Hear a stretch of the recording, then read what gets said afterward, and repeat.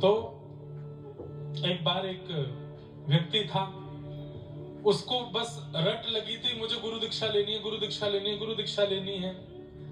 ना दीक्षा का मतलब जानते हैं ना गुरु का मतलब जानते, बस दीक्षा लेनी है। किसी से कहा, बोले मुझे को गुरु दीक्षा लेनी है, बोले ले लो। किन से लोगे? बोले कोई भी अच्छे संतों से दिला दो। तो ऐसे कह दे, बोले ये बढ़िया महात्मा, इनसे ले लो। पीछे पड़ गया, बोले महाराज जी मुझे दीक्षा दो। वो दीक्षा बड़ा परख करके देते थे, ऐसे किसी को भी नहीं देते थे, खोजबीन करके देते थे।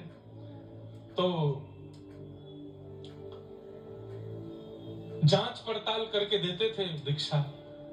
1 दिन, 2 दिन, 10 दिन, 20 दिन, 22 दिन, 25 दिन हो गए। जब भी वो महात्मा मिले वो यही कहे मुझे दीक्षा दे दो, रो रो करके कहे।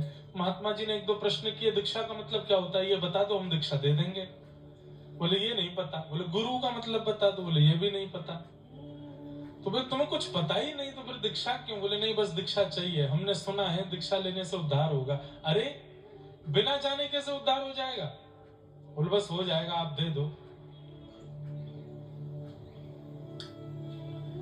अब वो इतना पागल हो गया दीक्षा लेने के लिए कि गुरुजी की कुटिया के बाहर ही सो जाता है। गुरुजी कहीं भी जाते हैं पीछे पीछे घूमता है, दीक्षा दे दो। हद तो तब हो गई, एक दिन गुरुजी कुटिया से निकल करके शौच के लिए गए वन में, वो वहां भी पहुंच गया और गुरुजी से जाके बोले गुरुजी बैठे बेचारे, वो मुझे दीक्षा दे दो। तो गुरुजी ने गुस्सा में लोटा उठा करके कहा कि उठा के मार दूंगा, कपाल फूट जाएगा तेरा। और उसने उसी को ही दीक्षा मान लिया। बोले यही मेरी दीक्षा है। अब वो दिन रात माला पर यही जपता है, उठा के मार दूंगा कपाल फूट जाएगा, उठा के मार दूंगा कपाल फूट जाएगा, उठा के मार दूंगा कपाल फूट जाएगा।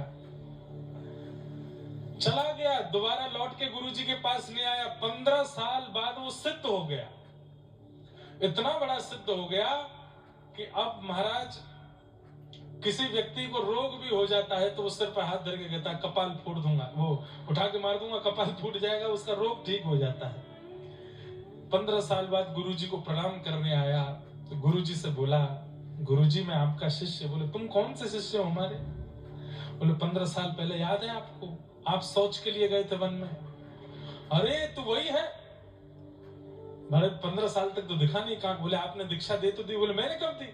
बोले आपने कहा था उठा के मार दूंगा कपाल फूट जाएगा, मैंने उसी को गुरु मंत्र मान लिया है। बोले उसको गुरु मंत्र मान के क्या किया?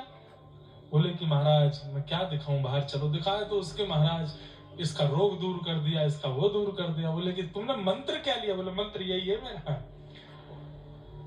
उठा के मार दूंगा कपाल फूट जाएगा। तब उन गुरु ने फिर विधिवत उनको दीक्षा दी और नाम प्रदान किया।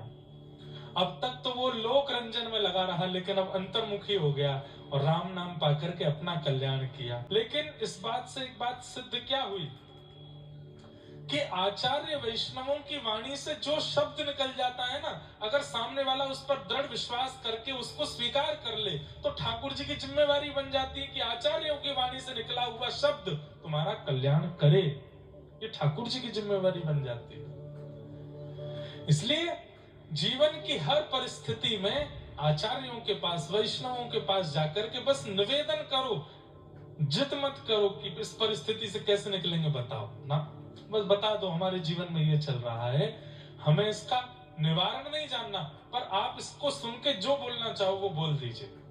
अब उसके बाद अगर वो बोल दें कि सब मंगल हो जाएगा तो विश्वास करो मंगल हो जाएगा। अगर उसके बाद वो बोल दें कि भाई नाम जप शुरू कर दो तो नाम जप शुरू करो, उसके बाद वो कह दें सुंदरकांड करो तो करो।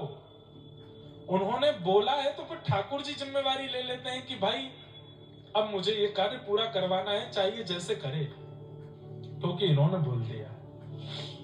अब ऐसे हर किसी को बोलने से भी नहीं होता, बोलने वाला भी भगवत परायण होना चाहिए, तभी ठाकुर जी उसको कल्याण मुक्त युक्त करते हैं।